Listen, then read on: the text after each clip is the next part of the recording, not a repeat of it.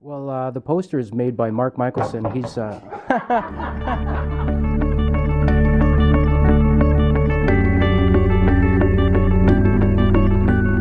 I'm Katie Ullman reporting for Katie Chats at Clutch PR in downtown Toronto with filmmaker Dennis Mohr of Mugshot. Tell me a little bit about this poster of Mugshot and the terrific mugshot that's on it.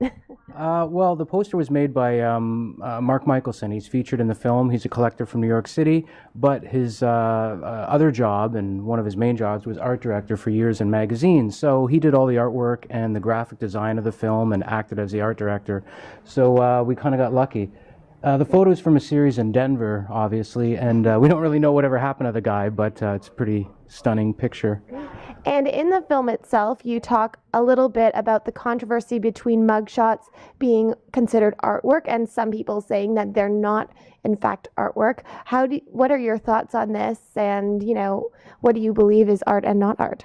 Well, it's a good question. I don't know if I've made up my mind, but if you look at like portrait photography, a lot of portrait photographers would probably try to model some of their, pictures after these because supposedly it gets to a rawness and, of the person. However, it's like a photograph. It tells one thing or nothing about somebody, so it's hard to say.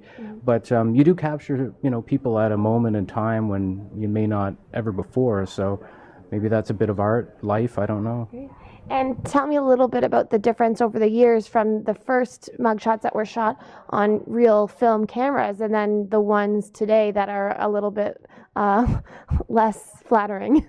Yeah, well, today is pretty much like robotic, where it's just instantly snapped when you're, put in front of a gray screen. And these, mugshots are made with silver gelatin prints and hand processed, and just have a better quality to them. A classic kind of look, black and white.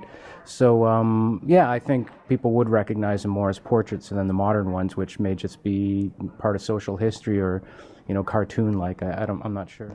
And can you speak a little bit to some of these subjects that you have in the film that it was their first photo ever taken back in the day when photography was a newer invention? Yeah, that's a good point.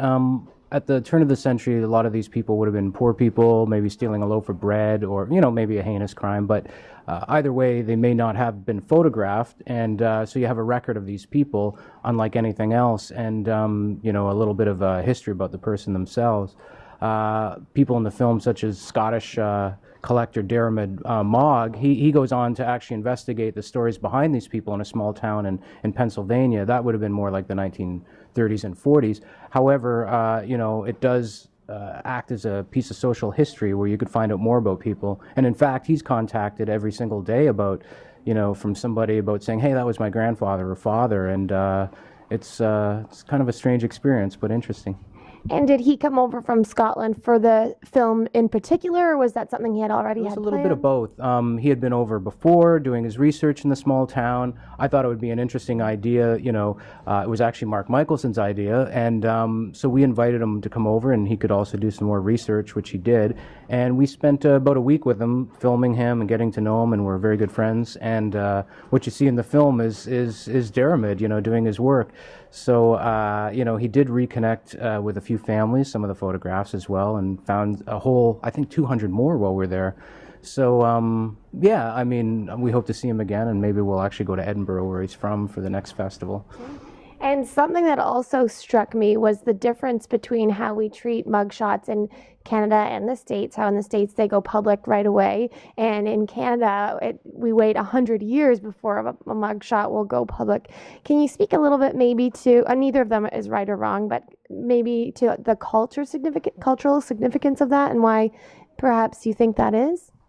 Yeah, well, America's about the only place I think that allows mugshots to be published as they go, and that's just part of their history. Like, even though you see the mugshot newspapers, like the Slammer that's featured in the film, they have a history of this since mugshots were invented to do this. In New York, the precincts would actually put them up, on a weekly basis, and people could come in and browse and look at the mugshots. And in fact, funny thing is women during the time actually were caught up looking more for bad boys than they were, I think, for criminals in their neighborhood. The original dating service. Exactly, exactly. So I mean, nothing's changed in a lot of ways. So it's just a U.S. system more than anything else. And even today, there's hot and busted, for males and females.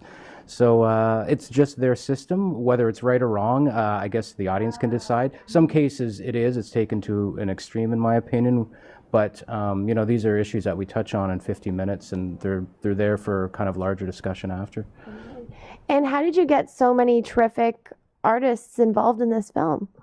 I think I spent about a year getting to know people. I had this idea, concept. I was with my girlfriend at the time, coming back from another project in Arkansas, and I bought a pickle in a bag and this newspaper at a gas station, which was a slammer, and I was fascinated by it, and I read it on the plane, and I kept it with me for, I don't know, a few months.